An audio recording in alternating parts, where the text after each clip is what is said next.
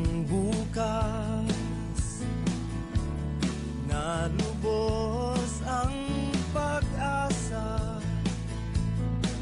Ang mundo ay mapayapa, bawat bansa'y may pag-unawa. Mawawala ang pukot at galit, mananaig sa puso at isip ang pag-ibig. Darating din ang araw, sisikat din ang umaga, ngingitirin ng langit, maghihilom ang mga sakit, hanggat ating mga paay patuloy na nakasayat sa lupa.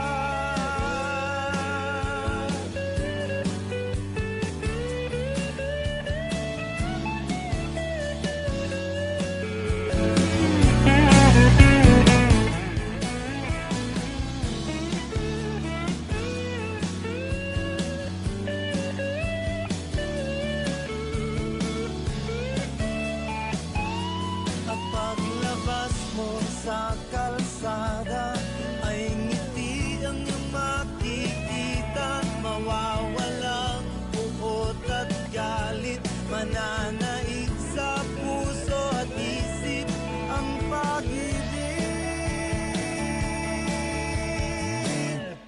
Darating din ang araw, sisikatin ang umaga, ngingitirin ng langit, maghihilom ang mga sakit.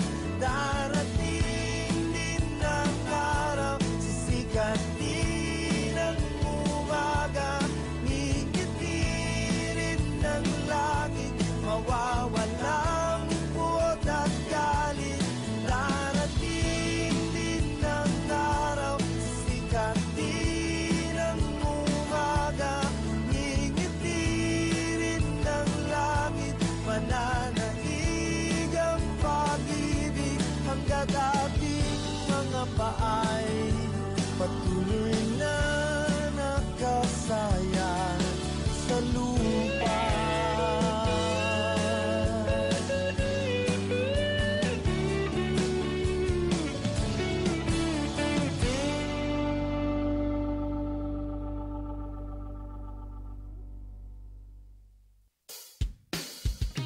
Sa pagkising sa umaga, ngiti ko'y masaya.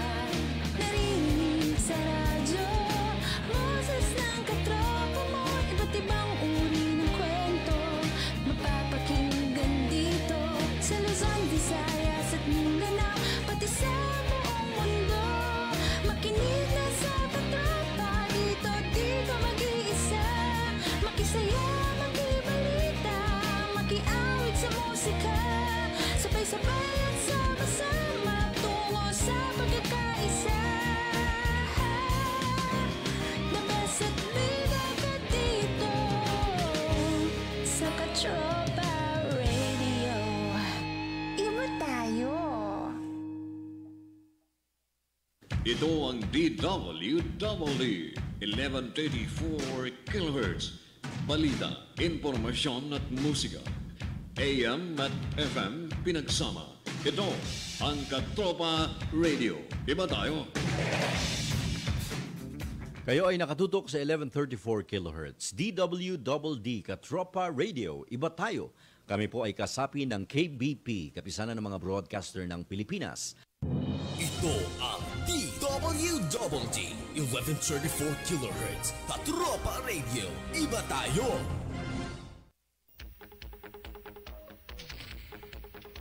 Sa pagsapit ng ganitong oras sa himpilang ito, nakatutok at aalingaw-ngaw ang Kanyon! Kanyon!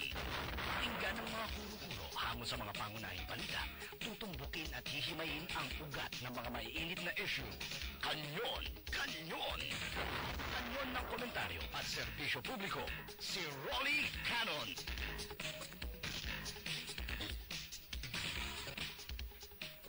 Kanyon! Kanyon! Si Rolly Cannon.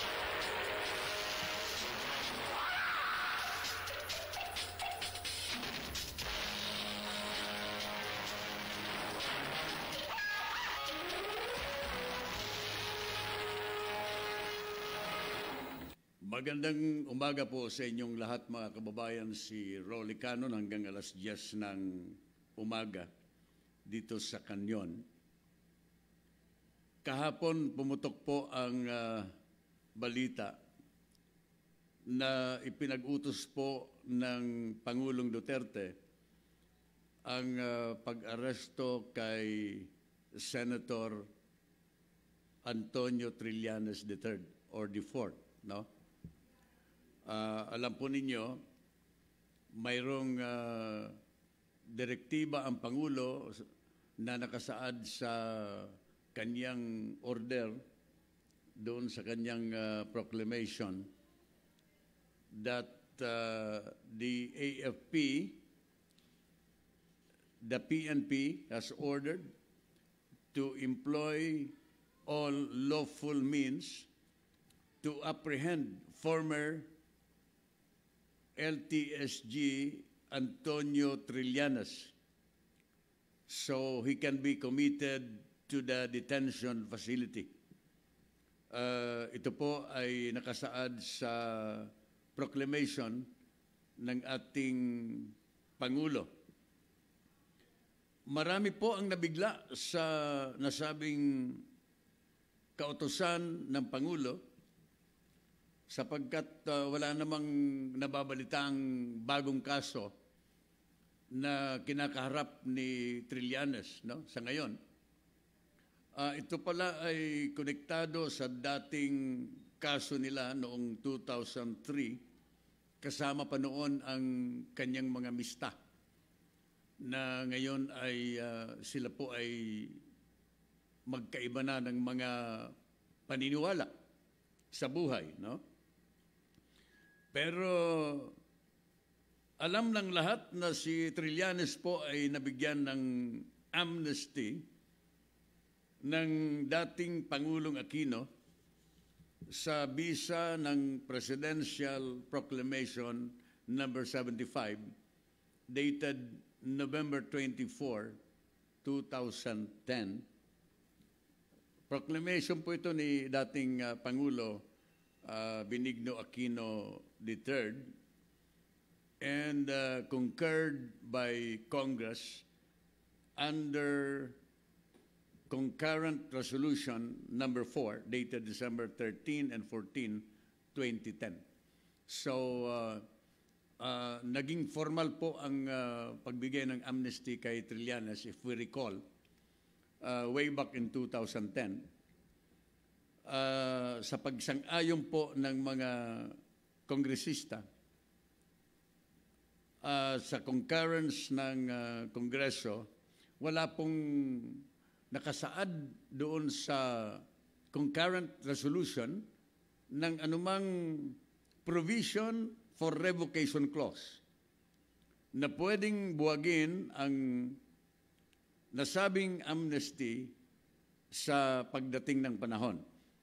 And since no one opposed the amnesty granted at the time, it was considered by the courts, it was considered by the Filipino people as valid, mga kababayan ko. Pero siyempre, iba-iba po ang mga interpretasyon, iba-iba ang mga pananaw, iba-iba ang mga legal interpretations, no? Ng mga iba-ibang mga legal luminaries, including some members of Congress, members of the Senate, and of course, dito sa panig po ng gobyerno, iba-ibang mga interpretasyon sa amnesty provisions, no, na ibinagay po kay Senator Trillanes at the time, way back in the year 2010. Sa panig po ng pamahalaan, ang Pangulo ay nagpalabas ng revocation and arrest order against Trillanes before his departure to Israel. Dito po sa proclamation order by the President, number 572, the President declared that the amnesty granted to Trillanes by President Aquino was void ab initio. Ang ibig sabihin po ng void ab initio ay void from the beginning. Ha? Kapag void from the beginning, mga kababayan, parang walang nangyaring amnestia, no? This is the legal interpretation of the Department of Justice, no less than the Justice Secretary Minardo Guevara, no? Na void ab initio, parang walang nangyaring amnestia before. Everything goes back from where it was before. Referring to the case of Trillanes way back before 2010, facing a case and a pending warrant of arrest issued by a Makati court at the time before 2010. At parang ibinalik po sa status na siya po ay sundalo muli, no? Parang bumalik doon sa panahon na si Trillanes po ay isang sundalo, konektado pa sa Armed Forces of the Philippines. This was the legal interpretation by the Department of Justice and other legal advisors of the President. Void ab initio, kasi daw hindi po nag-comply si Trillanes. The senator did not comply the two basic requirements for granting an amnesty. Ang mga requirement po kasi, sang-ayon sa kanila, na kailangan po ay mag-profess, kailangan isubmit ang kanyang sarili at tanggapin ni Trillanes na siya po ay nagkasala, an admission of guilt before the court, no? And the submission of an application for amnesty provision, no? So ito daw sang-ayon po sa ating gobyerno na pinagbasehan po ng proklamasyon ng ating presidente ordering the Armed Forces of the Philippines and the Philippine National Police to arrest Trillanes and voiding the amnesty granted by former President Aquino was based on these two reasons na hindi po naka-comply si Senator Trillanes doon sa dalawang basic requirement o requirements ng para magkaroon po siya ng legal na pag-issue ng amnestia para sa kanya. Paano nga naman kung ang isang tao ay hindi po tinatanggap na siya ay nagkasala, ay paano mo nga naman patatawarin ng tao na hindi naman tumatanggap ng pagkakasala, no? Even God, kahit ang Diyos, mga kababayan, ay hindi ka patatawarin ng kasalanan if you are not going to submit yourself and ask for forgiveness. Mga kababayan ko. So ito po ang nangyari, kaya ngayon palagay ko sa mga oras nito si Senator Trillanes is still in the Senate, in the custody of the Senate.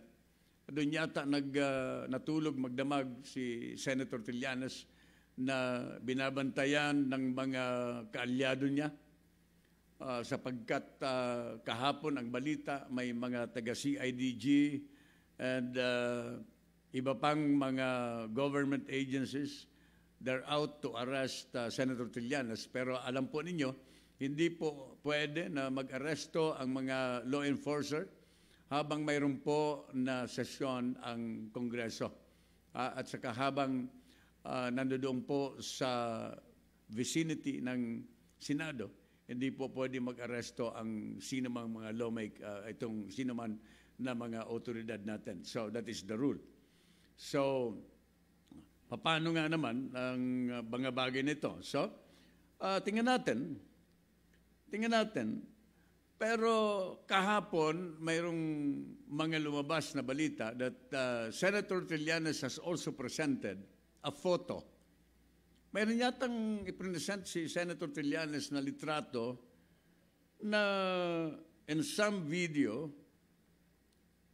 na siya po ay nanumpa dito sa Camp Aguinaldo. A photo taken January 6, 2011 na naka-front page sa isang broadsheet na nagpapakita po ng panunumpa ni Senator Trillanes as he submits his application for amnesty at Camp Aguinaldo. Ito po ay nandito ngayon sa iba-ibang mga dyaryo. Sa mga broadsheets ngayon, mayroon pong makikita kayo na batang-bata pa si Senator Trillanes na nanunumpa. It appears that the photo was taken January 6, 2011 na naka-front page pa sa isang broadsheet na nagpapakita po ng panunumpa ng ni Trillanes. Dito po sa Department of National Defense, wala pong record ng ganon dito sa Armed Forces. At ang balita, mukhang sila po ay naghahanap kung mayroon talaga, hinahanap nila ang ganitong application ni Trillanes, allegedly that Senator Trillanes has applied for the amnesty. Na sa ngayon, sa mga dyaryo ngayon, authorities to arrest Trillanes amid missing amnesty application. As the Department of National Defense is trying to locate the missing amnesty application of Senator Trillanes, the Armed Forces of the Philippines has declared its readiness to implement the directive to take the senator into custody. Nasa dyaryo po ito ngayon, no? Binabasa lang po natin ito, no? Sapagkat kailangan po mahimay natin ito so that the people will know. At kailangan na maunawaan po ito ng mga tao. At sila na po ang bahala na magusga kung alin ang may mga puntos dito, kung sino ang tama, no? Sapagkat itong isyong ito is creating controversy. Yung kampo ni Trillanes ay nire-refute po itong proclamation, declaration ng Presidente ng Pilipinas. On the other hand, naninindigan po, mga kababayan, ang Department of Justice at iba pang mga ahensya ng gobyerno, especially the palace, no? Na valid ang proklamasyon ng ating Pangulo ordering for the revocation of the amnesty granted to Trillanes in 2010 on the basis of these two requirements na hanggang ngayon po ay hindi po makita, no? Hindi natin malaman kung talagang mayroon pong application si Trillanes sapagkat this is still missing in Camp Aguinaldo, no? According to the reports, this is according to newspaper reports, no? Ngayon. Kaya tingnan natin, hintayin po natin ang mga developments po tungkol dito sa kontrobersiyang ito. Katulad po ng sinabi ko sa inyo na ang sandatahang lakas ng Pilipinas, just in case they're ready to take action on the basis of the presidential order stipulated in the proclamation of the President ordering the revocation or considering void the amnesty provisions granted by the former President of the Republic of the Philippines, Benigno Aquino, in 2010, mga kababayan ko. Maraming mga reactions and opinions and feedbacks Sa ngayon ay gusto kong ipaabot sa inyo. Bahala na kayo sa pag-assess kung alin ang paniniwalaan po ninyo. No? According to former President Aquino, amnesty granted to Trillanes is valid. Albay Representative Lagman said that amnesty could not be revoked by the President because it was approved by Congress. Ito po yung mga reaction po nila dito sa controversial issue ito. Si Senate President Soto ang nagsabi din po that no arrest will be allowed for as long as Trillanes is at the vicinity of the Senate. Si Sonny Trillanes mismo, according to him, will submit himself to be arrested if there is a warrant of arrest. And according to Trillanes, itong mga nangyayaring ito ay isang political persecution. Ay kanya-kanyang pananaw po ito, no? On the part of the government, si Secretary Guevara, pinaninindigan po ni Secretary Guevara that amnesty to Trillanes never existed. It never existed, according to the Secretary of Justice, because of the provision declaring it null and void from the beginning. No? So the part of Gary Aliano and Lagman, it is arbitrary, illegal, and clearly an abuse of presidential powers. This is the opinion of Lagman and Gary Alejano. Sabi ko nga sa inyo, kanya-kanyang opinion po ito. Depende kung saan ka nakalagay.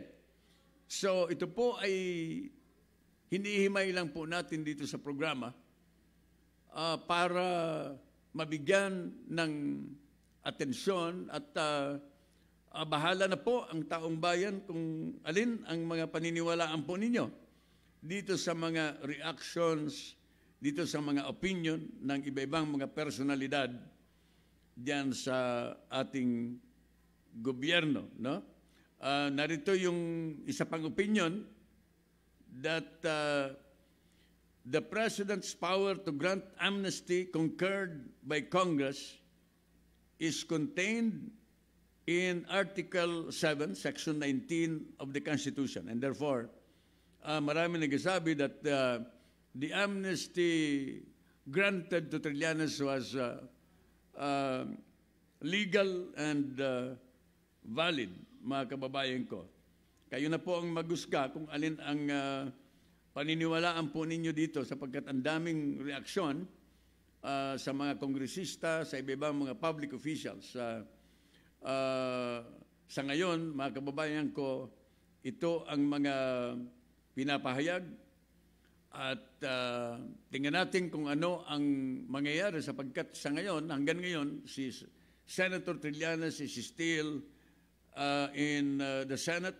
Doon siya nagpalipas ng gabi sa Senado while exhausting every legal means para maresolbahan po ang bagay nito sa pabor sa senador, makaresolba ng lahat ng mga legal means tungkol sa kung paano sa makawala dito sa existing order by the President of the Republic ordering the armed forces of the Philippines and the Philippine National Police to arrest him because of the revocation, because of the declaration of the President na ang kanyang amnesty granted by the former President is void from the beginning. Alam po ninyo, nalilibang po tayo sa napakadaming problema politically dito sa ating bansa.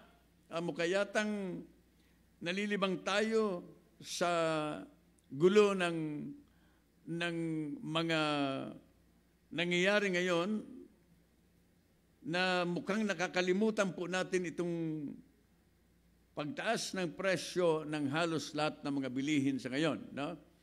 Let us not forget, huwag nating hahayaan na makalimutan ito sapagkat napaka-importante po ang diskusyon tungkol kung paano mabigyan ng solusyon itong mga patuloy na pagtaas ng presyo ng mga bilihin. Ang gasolina kahapon ay nagtaas na naman, 90 centavos doon sa gasolina at mahigit piso doon sa diesel. Ang pamasahe, ang mga agricultural products, mga basic services, Meralco bills, and now may nagbabadya na pagtaas po ng presyo na mataas na rate ng dalawang konsesyonaryo sa tubig, no? Mukhang mataas po ang nagbabadya na patong ng dalawang konsesyonaryo sa tubig ngayon na maaring maramdaman ng mga mamamayan sa darating na buwan, lalong-lalo na po this coming December. So, tingnan natin, mamaya bibigyan po natin ng iba pang pagtalakay ang iba-iba pang mga issue dito sa ating bansa. Oras natin, alas 9:10 na po ng umaga sa Kanyon, kasama si Rolly Cannon. Magbabalik po ang inyong lingkod hanggang alas 10 ng umaga. Magpapakilala muna tayo ng ating himpilan. Ito ang DWWD 1134 kHz. Balita, impormasyon at musika. AM at FM pinagsama. Ito ang Katropa Radio. Iba tayo. Kayo ay nakatutok sa 1134 kHz. DWDD Katropa Radio. Iba tayo. Kami po ay kasapi ng KBP, Kapisanan ng mga Broadcaster ng Pilipinas.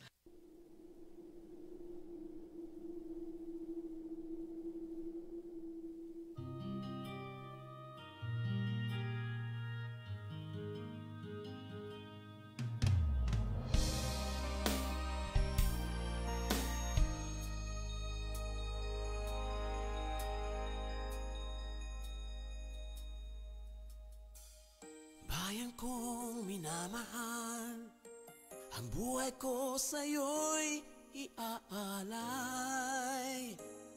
ipagtatanggol, at sa'yo'y magbabantay. Bayan ko, pakinggan mo ang mga pangako ng Diyos sa'yo. Ang pagligap niya'y hindi magbabago. Bayan ko, dinggin mo. Bayan ko.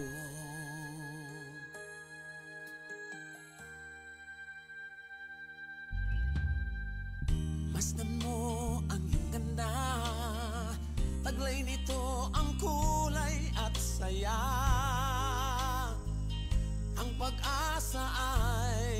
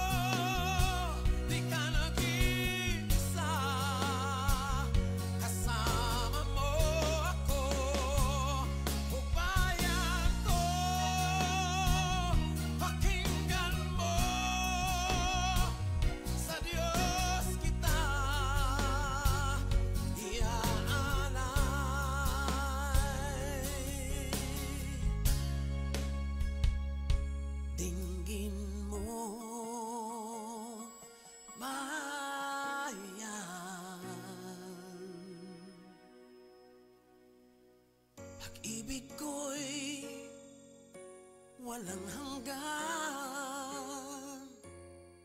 Ang buhay ko sa'yo'y ibinigay.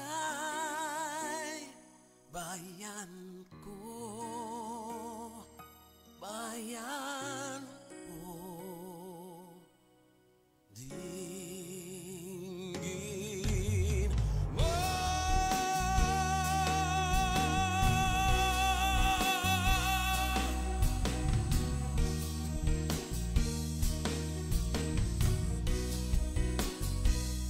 Bayan ko, dinggin mo. Bayan ko, dinggin mo.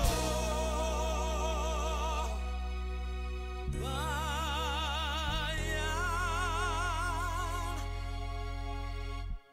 ko.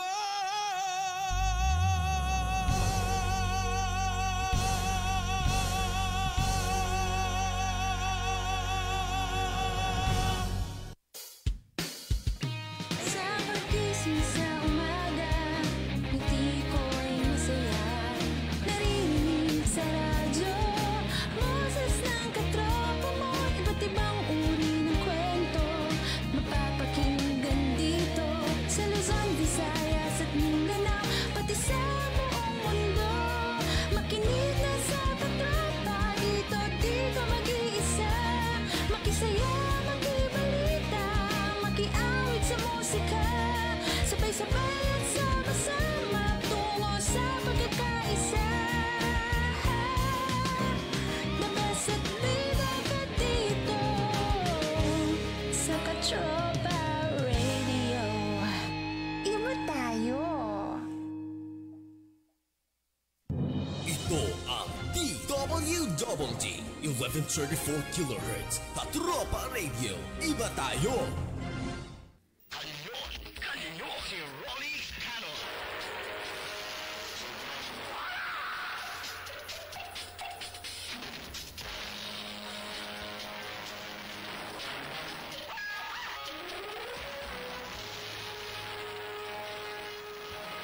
Tuloy po ang kanyon ni Rolly Canon hanggang alas 10 ng umaga.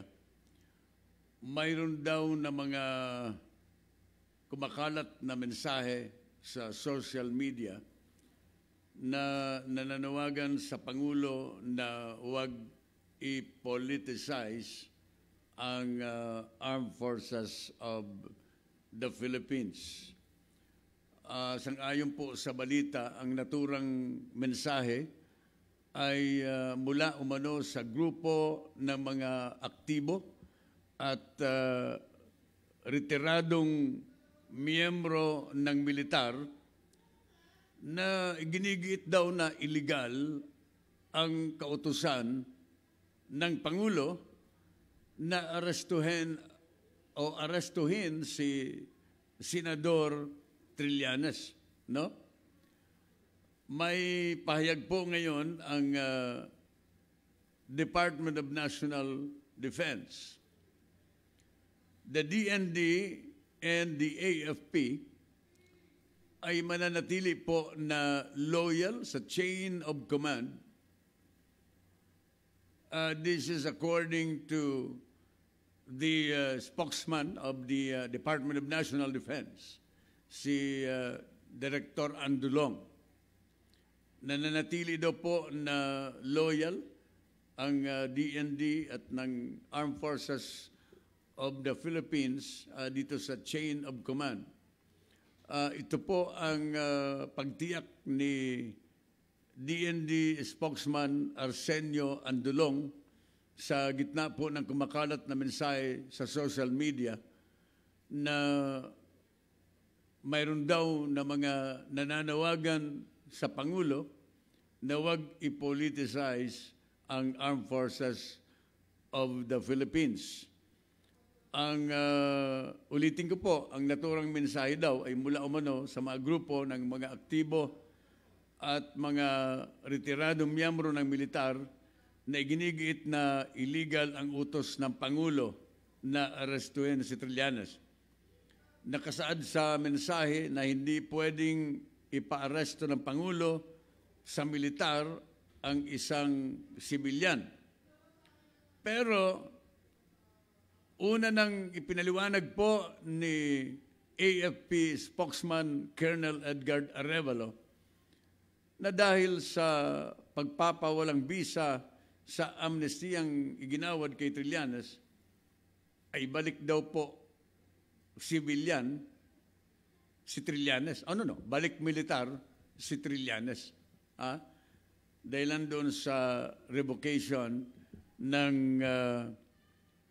amnesty na iginawad po kay Trillanes in 2010 ni Pangulong Aquino. Kaya sang-ayon po kay Colonel Arevalo ay sakop na ng military justice si Trillanes at pwede na daw na arestuhin at isailalim sa court-martial because of that proclamation order by the President. So, ito naman ang pinagbabasehan ng ating militar tungkol sa planong kahandaan o kaya sa kahandaan ng Armed Forces of the Philippines na i-execute ang order ng Presidente. Dagdag pa po ni Director Andulong,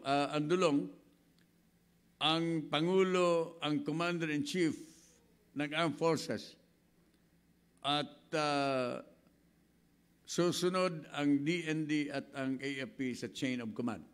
So, this is the assurances coming from the Department of National Defense as of this time. Sa gitna po ng mga kumakalat na mga chismis na yan, dyan sa social media. Kanyo si Rolly Cano.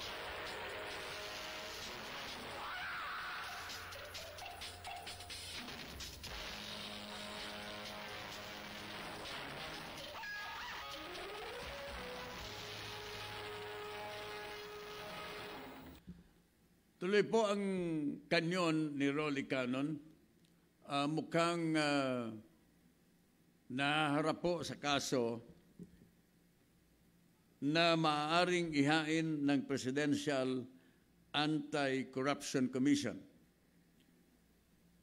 The Presidential Anti-Corruption Commission is considering filing administrative charges before the Office of the Ombudsman against Trade Secretary Ramon Lopez over the delay in the implementation of Republic Act 11032 or the Ease of Doing Business and Efficient Government Service Delivery Law. Ito po yung bagong batas, mga kababayan, na inaprubahan, isinabatas ng Pangulong Duterte para magkaroon po ng kaluwagan ang pag-follow up ng mga dokumento sa gobyerno para maalis ang red tape dito sa iba-ibang ahensya at departamento ng ating gobyerno. This is anti-red tape. Ito po ay matagal nang inaprubahan. I think more than 3 months ago, aprobado po itong batas na ito. Pinirmahan na po ng Pangulo, no? Pero hanggang ngayon, wala pa pong implementing rules and regulations na ipinapalabas ang Department of Trade. Sa ilalim po ng nasabing batas, na atasan ang Department of Trade na siya pong bumalangkas ng IRR o kaya itong implementing rules and regulation of Republic Act 11034 or itong Ease of Doing Business and Efficient Government Service Delivery Law. Mukhang naiinip na po dito ang taong bayan, Mr. Secretary Lopez. Kaya itong PACC ay maghahain na po ng kaso laban sa inyo.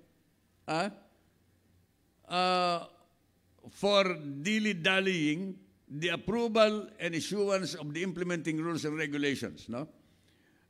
Dapat po ito within 3 months after June ay pwede nang ipalabas ni Secretary Lopez ang implementing rules and regulations dito sa batas nito.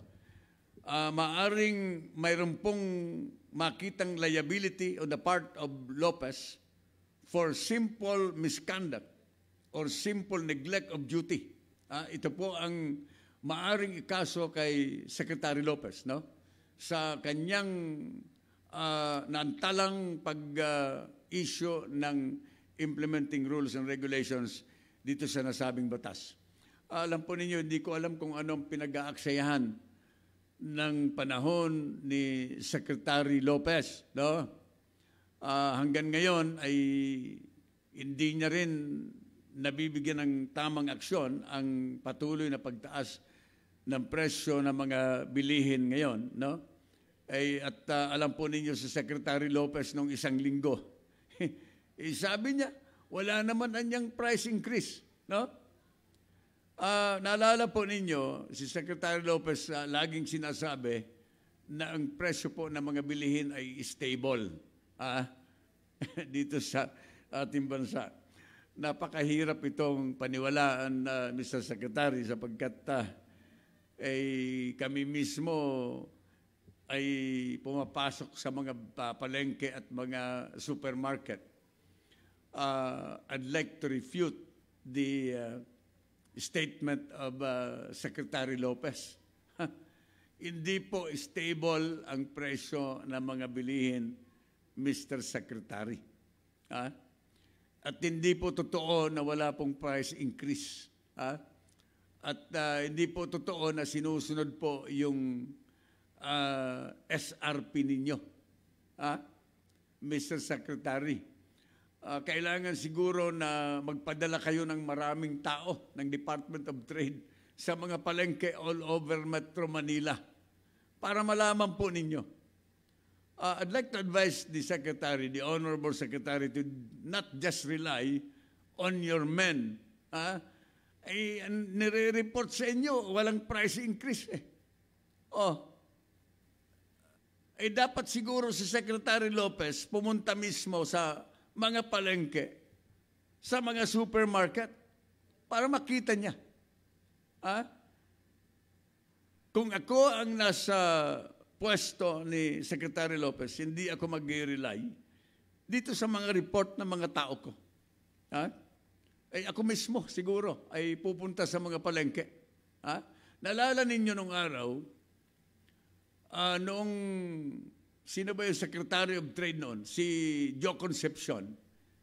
Nung araw siya mismo pumupunta sa mga palengke, tinitingnan kung ano ang kalagayan ng mga presyo, kung ang mga patakaran ng Department of Trade ay sinusunod, mga kababayan. So this is, I think, the best thing to do on the part of Secretary Lopez. Not just rely on the feedbacks coming from your men na stable ang presyo ng mga bilihin. Kanyo, si Rolly Cano.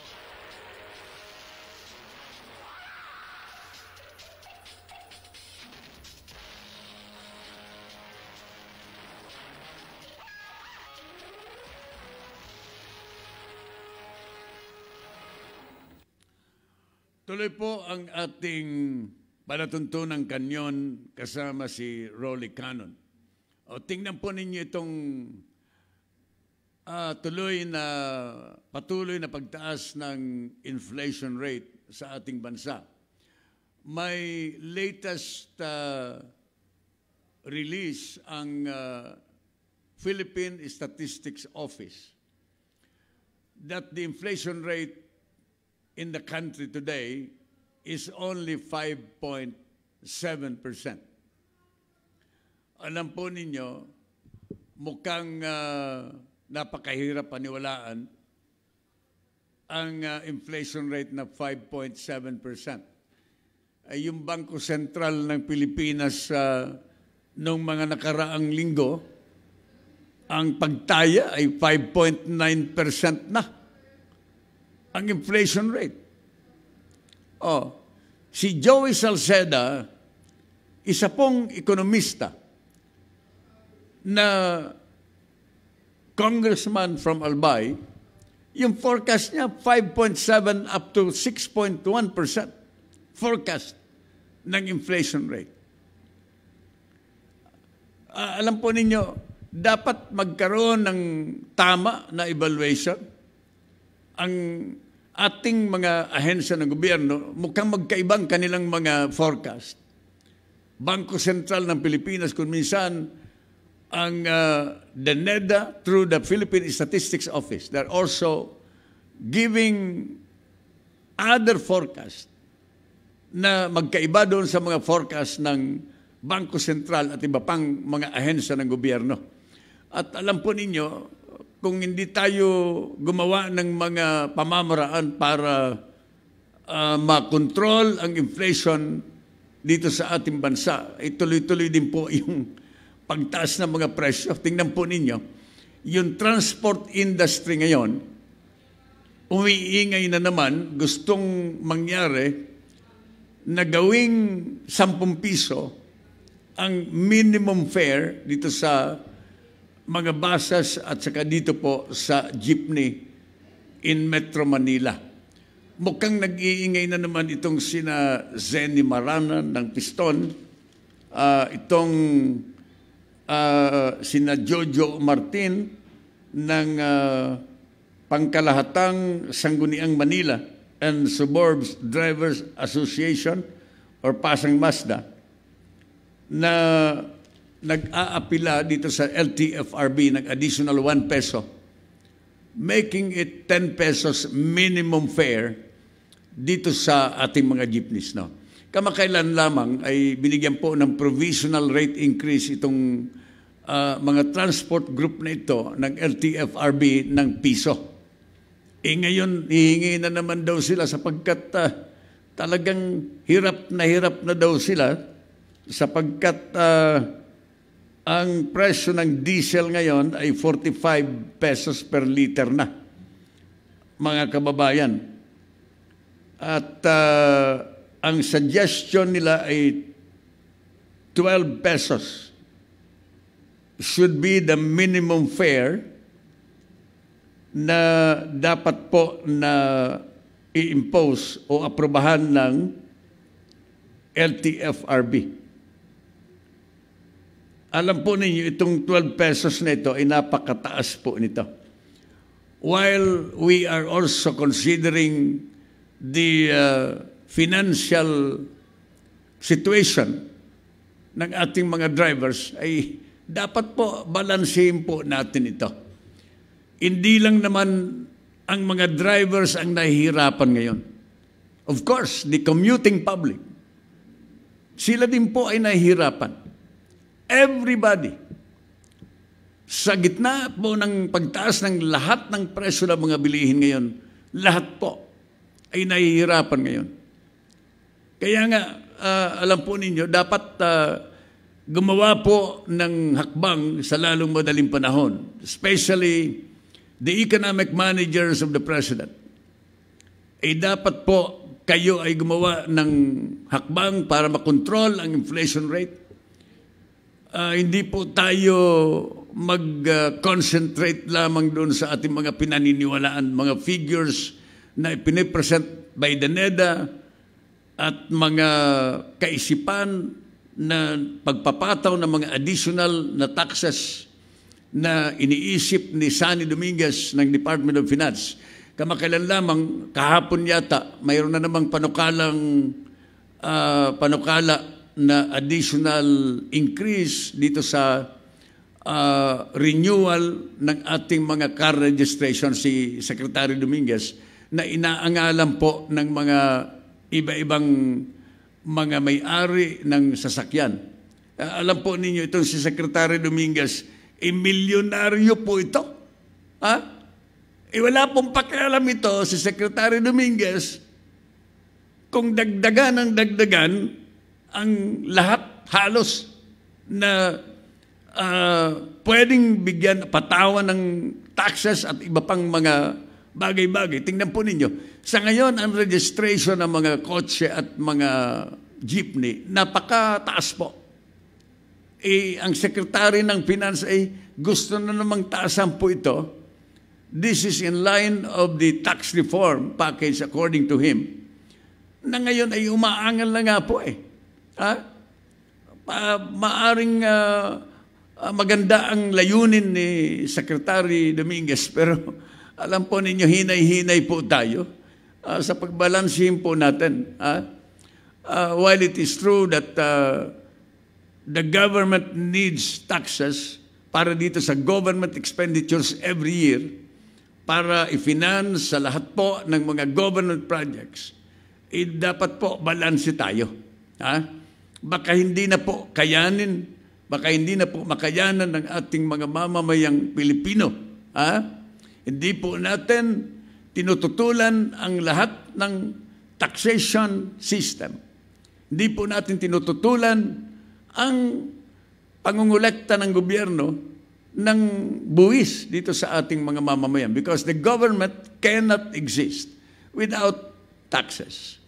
Mga kababayan ko, pero sabi ko nga, balansehin natin, baka naman sobra-sobra na, Mr. Secretary. Tingnan ninyo, pati dito, magtataas na naman ng pamasahe. Yung dalawang concessionaire ng MWSS, mayroon ng pahayag that they're going to increase ng kanilang presyo, ng kanilang rate dito sa tubig.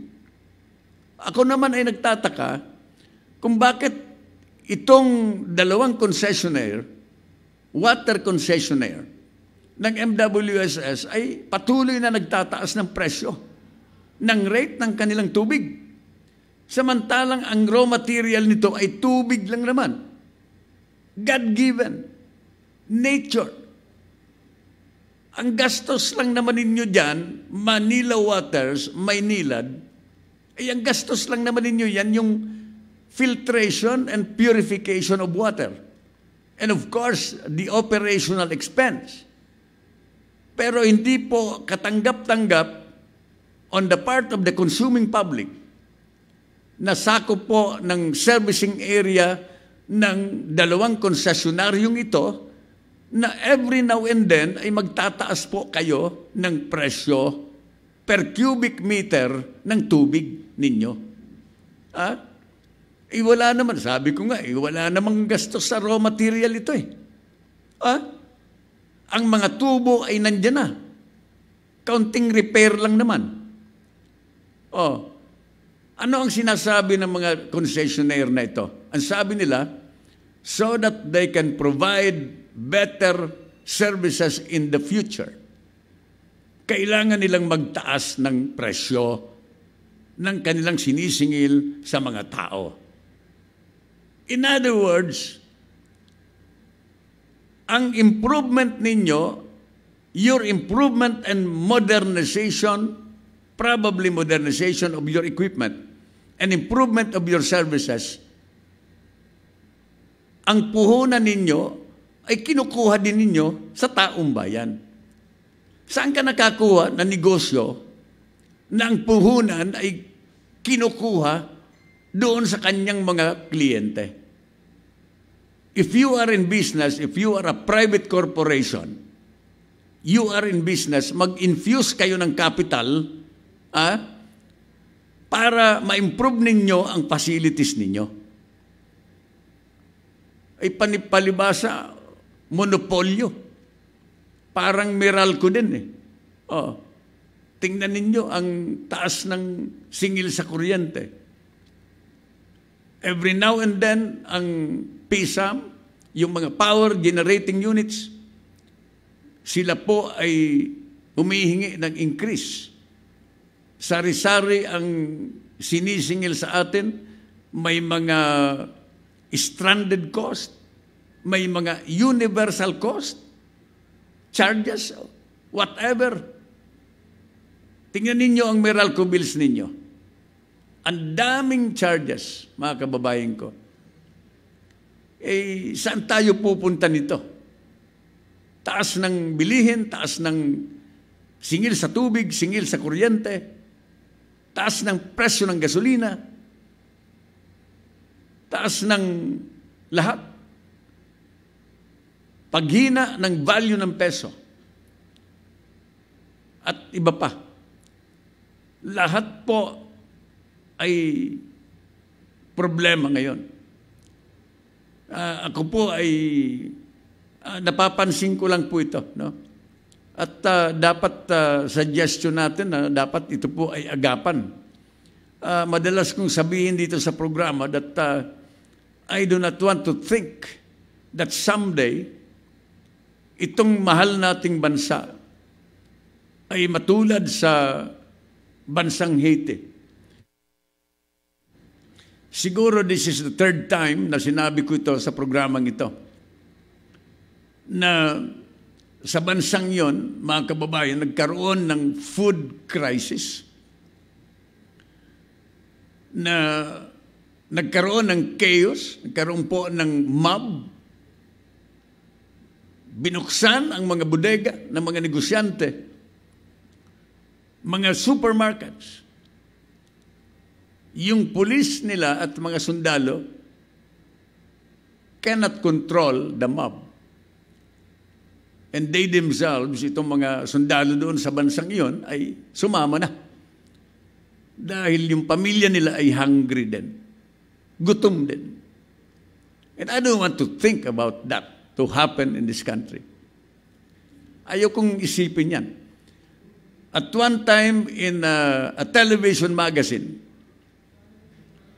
napanood ko po, mga kababayan, na doon sa bansang Haiti, sa kakulangan ng pagkain, nagkaroon po ng coverage ang United Nations, mayroong representation ang United Nations. Ipinalabas po na ang kinakain po ng mga bata, matanda, babae, anyone in Haiti, ay itong mud cake.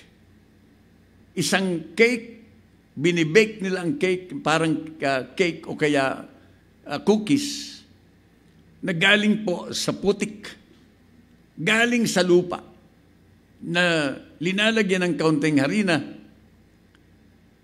hinahalo, binibake, and they're eating as if it is, yun na yung pinaka-food nila. Nakakaawa po. Napakahirap at marami nagkakasakit. Walang makain. Ang kanilang kinakain ay mud cookies. Galing po sa mud, galing sa alabok na tinitimpla ng tubig, pinapatayo sa araw, at kinakain po nila. This is according to United Nations report. Napanood ko po sa isang television magazine show. Nakakaawa po. And I do not want to think that this country will suffer the same, will experience the same, na ngayon ay kinakaharap po ng bansang Haiti. So, mga kababayan ko, kailangan po i-address ito. Huwag tayong masyadong malibang dito sa mga political issues. The economic issue is more important, I think. Gusto kong manawagan muli sa mga economic managers of the President. Do not rely too much on the President sapagkat ang Presidente nga, kaya nga kayo kinuha dyan dahil inaasahan ng Presidente na kayo ang katulong niya. Kaya kumuha ang Presidente ng mga eksperto katulad nila Secretary Pernea of the NEDA, katulad nila Secretary Dominguez of the Finance Department, yung mga dyan sa Bangko Sentral ng Pilipinas, Department of Trade Secretary Mon Lopez, at iba pang mga eksperto sa financial, kasama na si Secretary Jokno of the Budget. Kaya nga kinuha kayo, mga eksperto, para tulungan ang Pangulo sa pagpapaunlad po ng ekonomiya ng bansa. And the President is relying on this men the so-called economic managers of the country. So I think you just have to work together, plan it out, and help the president. Help this country. Let us help the president. As we all know, the president is a lawyer. He is not an economist. Kaya nga siya kumuha ng mga alter ego niya dito sa kanyang gabinete. Ako po'y nababahala dito sa mga balita every now and then na nakikinig tayo sa television news. Nagbabasa tayo ng mga periodiko. Daming mga dumadaing na mga tao. Mga balita na patuloy na pagtaas, ganito. Nakakabahala po. Until when we can, tayo po ay ma-endure natin yung sakit, ang impact ng lahat ng ito. Mga kababayan, let us do something while it is still early.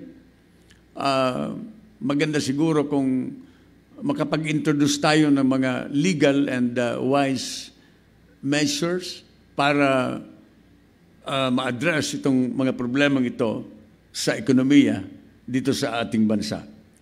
Okay. DILG, PNP, ready to raid warehouses of rice hoarders. Yung mga may-ari po ng mga warehouses dyan, hoarding rice, sa gitna ng skyrocketing prices ng primary staple ng ating bansa, makinig kayong mabuti. Nakahanda na ang Philippine National Police, DILG, to execute the order of the President na i-raid kayo. Na i-raid ang mga warehouses na ito at tingnan at ilabas ang mga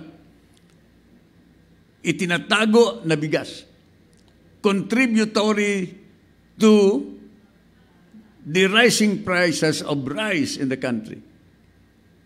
Kahapon po, nabanggit ko sa inyo, no, ang balita sa Tawi-Tawi, 100 pesos per kilo bigas. Sa Basilan, 80 pesos per kilo. 2 weeks ago, nabalitaan natin sa Zamboanga, umabot po sa 70 pesos per kilo ang bigas. It was a good thing na nag-declare po ang probinsya ng Zamboanga. Declaration of state of emergency, lumabas yung pondo at nakabili sila ng maraming bigas to counter the scarcity of rice in that particular province. Kaya, ilabas na ninyo yan. Maawa kayo sa taong bayan. Let us help the government stabilize the prices of all commodities, especially rice. Tulong-tulong na po tayo. Nananabutay pa kayo. Iba dyan ng mga traders, nagsasabutay pa. Hoarding is economic sabotage. Punishable by law. Kaya sabi ko nga, inuulit ko, dito sa balita ngayon, DILG, PNP, ready to raid warehouses of rice hoarders.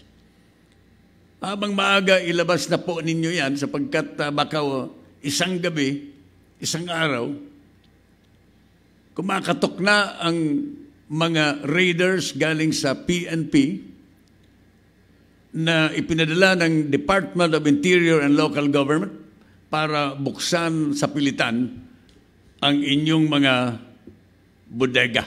Kanyo, si Rolly Cano.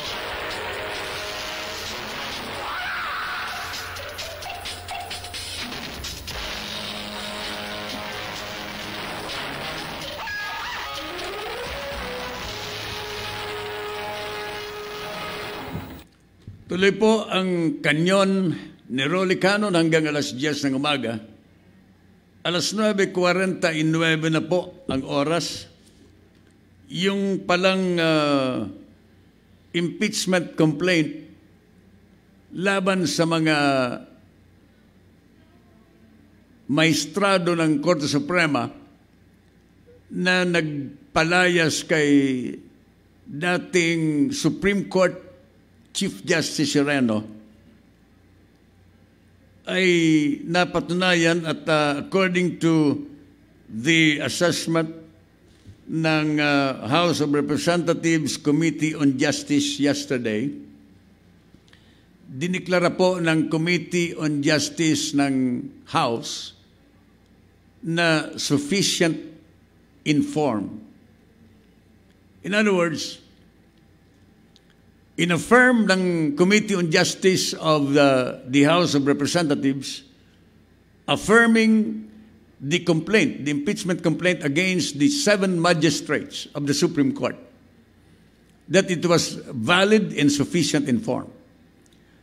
In the future, siguro one of these days, magpupulong muli itong mga members of the Committee on Justice dito sa Kamara para pag-usapan at magkaroon muli ng assessment kung ang i-file na impeachment complaint against the 7 magistrates of the Supreme Court is sufficient in substance.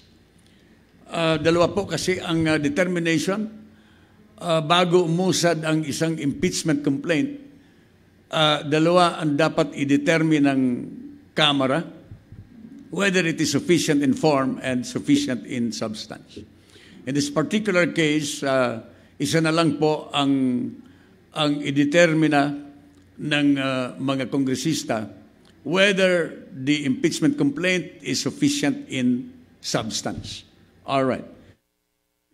Naalala po ninyo, itong impeachment nito sa mga maestrado ay dahilan sa paniniwala na yung ginawa nila kay Sereno na pagpapalayas kay Sereno sa pamamagitan po ng quo warranto petition filed by the Solicitor General Calida ay illegal and is not in conformity with the 1987 Constitution.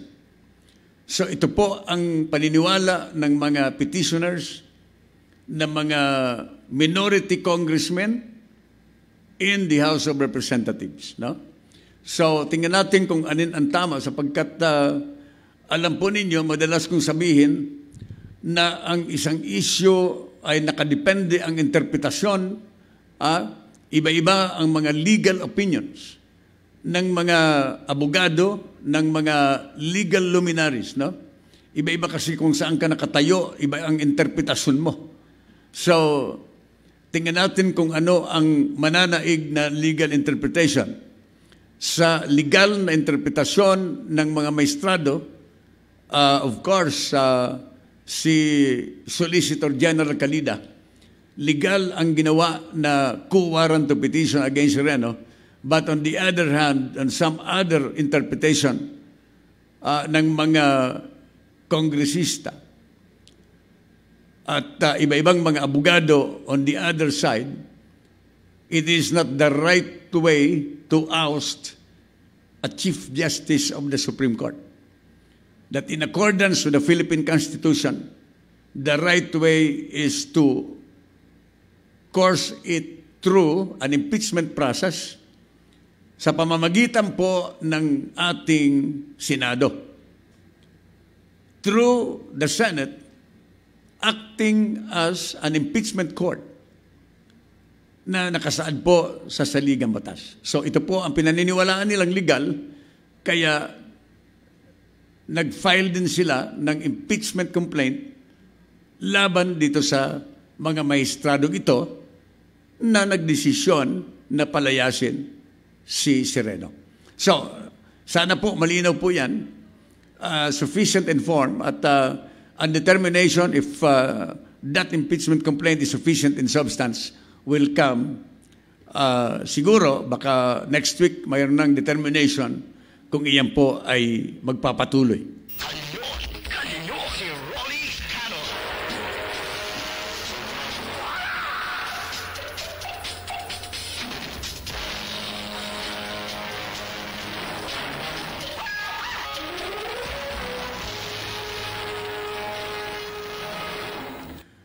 Tuloy po ang kanyon ni Rolly Cannon. Ang Pilipinas pala ay bibili ng mga equipment, military equipment sa Israel. President Duterte has ordered the military to buy defense equipment from Israel as he thanked the Jewish state for helping the Philippines in its campaign against terrorism. Alam ninyo, this is in line with the independent foreign policy of the President. At dito sa kanyang pakikipagkaibigan sa halos lahat ng bansa. Kung naalala po ninyo, si Secretary Lorenzana was in Russia last week para mag-shopping ng mga military hardware at yung balak sana na bumili ng submarine ang ating sandatahang lakas ng Pilipinas. Pero sang-ayon po kay Secretary Lorenzana, napakamahal daw ng submarine. Ang isang submarine galing sa Russia ay $350 million. Wow! Kaya mukhang hindi na po matutuloy, but rather bibili na lang ng iba pang mga armas ang Armed Forces of the Philippines. Anyway, maganda naman po ito. Let us see. Wala namang masama kung bumili tayo sa Russia, bumili tayo sa Israel, bumili tayo sa US, bumili sa China. Kaibigan naman, yun naman ang polisiya ng ating presidente, no? A friend of all, no? So anyway, mayroon tayong report mula sa Davao City. Si Katropang Devi ay nasa linya. 5 NPA members sumuko sa Davao del Norte. Ibigay mo detalye, Katropang Devi. Magandang umaga, Katropang Rolly. Voluntaryong sumuko ang 5 miyembro ng teroristang New People's Army sa 2 magkaibang batalyon ng 60 Infantry Battalion at 56 Infantry Battalion sa Asuncion, Davao del Norte noong ika-31 ng Agosto taong kasalukuyan. Kinilala ang mga sumuko na sina Season Antay Tadyamon alias Marco, 34 taong gulang, company commander ng Sub-Regional Command for Southern Mindanao Regional Committee. Jason Antay Tadyamon alias Junior, 35 taong gulang, Eugene Ngoho Disik alias Jaguar, 22 taong gulang, Cristina Leva Casal alias Aten, 19 taong gulang, mga miyembro ng Sub-Regional Committee for Southern Mindanao Regional Committee. Ang mga surrenderies ay kasalukuyang sumasailalim sa interview custodial debriefing sa 60 Infantry Battalion. Samantala, sumuko rin ng isa pang miyembro ng NPA sa tropa ng 56 Infantry Battalion. Devi? Wala si Devi. Ay, Devi. Okay. Isang miyembro. Tuloy mo. Isang miyembro ng Squad Tercera, Platon Caloy, Guerrilla Front 53, Southern Mindanao Regional Committee. Kasama rin isinuko ang isang M16 rifle, 4 na rifle grenade at detonating switch na may 2 baterya. Pinuri naman ni Major General Noeles Clement, commander ng 10 Infantry Division, ang tagumpay ng tropa sa pagpapanatili ng kapayapaan sa naturang lugar. Panawagan rin niya sa mga natitirang turistang New People's Army na sumuko na upang makinabang sa iba-ibang programa ng gobyerno tulad ng Enhanced Comprehensive Local Integration Program or ECLIP. Ang 10 Infantry Division ay bukas sa mga gustong sumuko upang mamuhay ng normal at mapayapa kasama ang kanilang mahal sa buhay. At yan ang balita mula dito sa Davao City. Ito ang iyong Katropang Devi. Thank you very much, Devi. Okay. Maganda talagang sumuko na itong mga NPA, no? Naalala po ninyo, 2 linggong nakararaan, ang Pangulo ay nagbigay ng utos sa militar para i-intensify ang military operation para pulbusin itong mga teroristang NPA. And at the same time, the President said that someday, the government will no longer accommodate, will no longer accept surrenderies coming from the NPA. So this is now an opportunity for other members of the NPA na nagbabalak-balak na sumurrender while you still have time, habang hindi pa po sinasarado ang pinto ng gobyerno, you can now surrender. No? Magbigay na kayo ng mga surrender feelers ninyo sa mga trusted government, local government units ninyo, mga barangay at na mga gobernador, mayors, para mabigyan kayo ng pagkakataon na sumuko sa gobyerno. Habang bukas pa ang pintuan ng ating gobyerno, sapagkat baka one of these days, baka isarado ni Pangulo ang pintuan para kayo makasurrender. So, mga kababayan, inabot na po tayo ng oras ng pamamaalam dito sa Kanyon.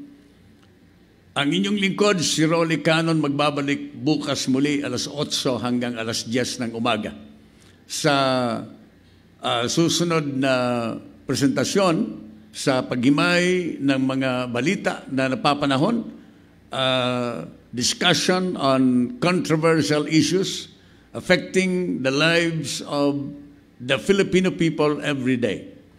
Harinawa kami po ay nakapagbigay ng tulong para lalong maunawaan ang mga isyong ito. Diyos mabalo sa inyo gabos, mga tugang sa mga Bicolano. Thank you very much sa control, sa technical department. Maraming salamat sa news department ng aming impilan for the support. O timuli, si Rolly Cano nagkasabing, I pray for peace in the country. Kanyon! Inyong napakinggan si Rolly Canon sa isa na namang matalinong pagtalakay ng mga issue.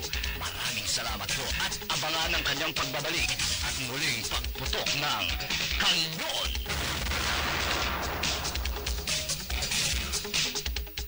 Ito ang DWD 1134 kHz.